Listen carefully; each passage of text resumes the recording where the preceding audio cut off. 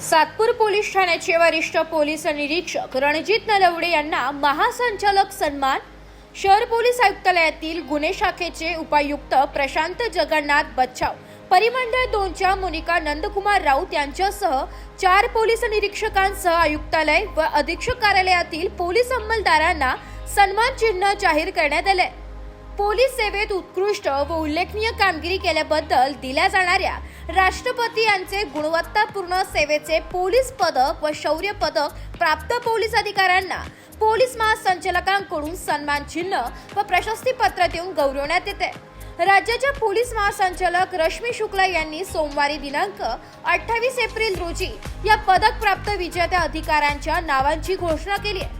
Police अधीक्षक ते अंमलदार प्रवर्गापर्यंत राज्यातील एकूण 800 पोलिसांना हे सन्मान चिन्ह जाहीर करण्यात आले।